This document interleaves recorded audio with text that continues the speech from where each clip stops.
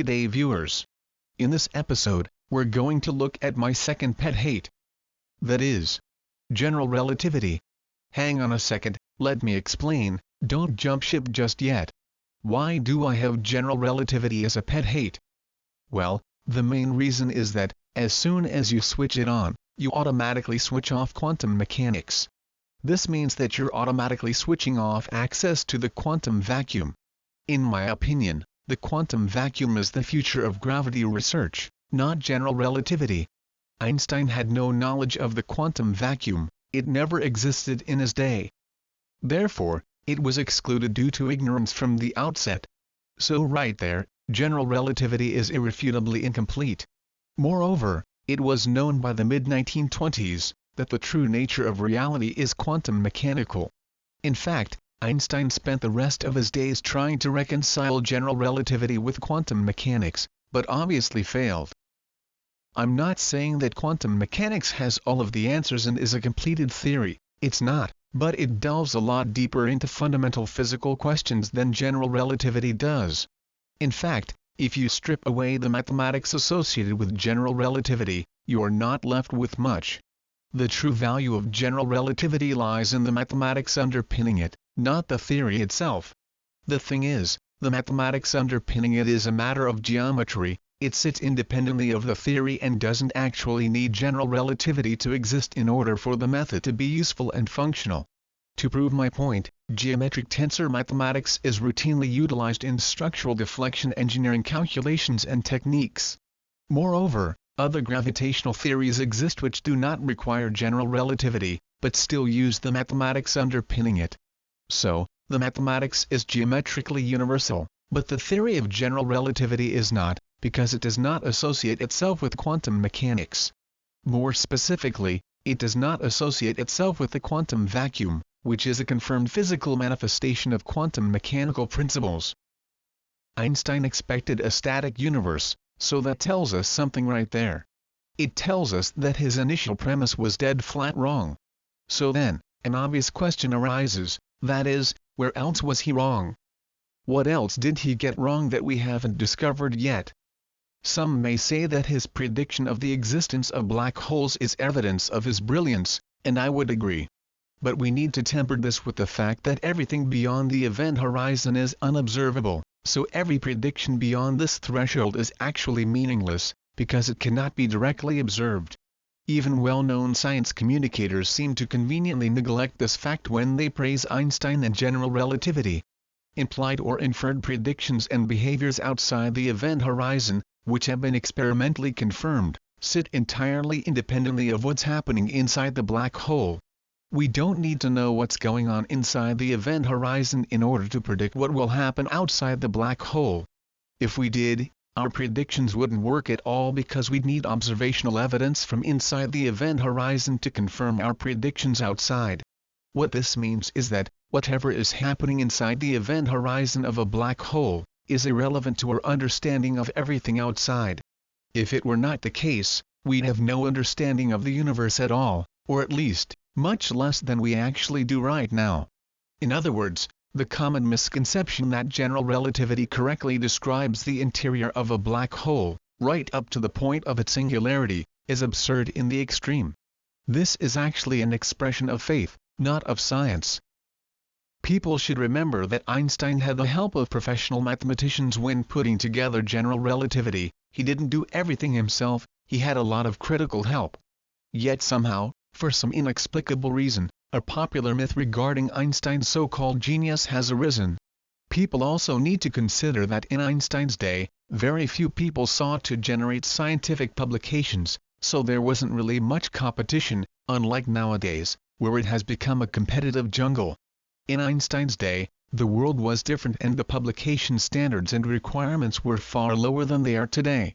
Nowadays, so much competition exists due to higher levels of education and the internet, that journals can afford to be extremely fussy, and indeed they are. For example, the journal Nature receives on a daily basis far more submissions than it can process. This means that they can be extremely fussy about what gets peer-reviewed and published.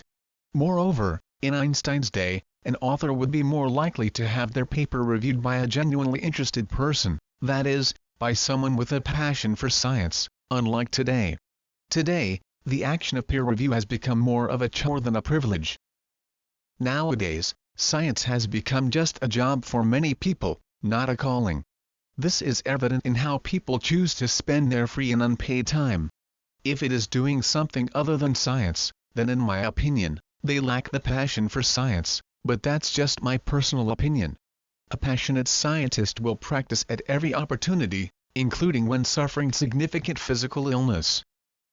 Newton is a prime example of a passionate scientist. He didn't have the financial need to execute scientific investigations, yet that's exactly what he did. Newton is not alone, many other passionate scientific figures historically exist. Reviewers are unpaid and they often do not devote sufficient time to thoroughly review a new idea or concept. It has been my own personal experience that reviewers will not spend more than about 1 hour reviewing an article. I have acted as a reviewer on many articles and I am no different from anyone else. I also view the task as a chore, so I'm not making this story up. The first thing I will do is what everyone else does, and that is assess the reputation of the author. I'm sorry to say, but this is a fact of life. It happens everywhere and it is extremely common. However, as I mentioned earlier, in Einstein's day, the act of reviewing was not perceived as it is today. That is, it is now like catching a bus or a plane, it is commonplace. Nowadays, it is an unimpressive and tedious task that people half-willingly sign up for. Of course, this is not true of everyone, but it is true of many people. In addition to all this, reviewers will tend to take the easy path and bias arguments that they have seen before, rather than keep an open mind and do the hard yards required for a solution they have not encountered previously, for example, a completely original idea or concept. Once again I say, the world is now very different to the world of Einstein's day. In Einstein's day, very few people as a proportion of the population actually had a formal education. Nowadays, many people possess a higher education. It has become so common that it is no longer seen as elite or special.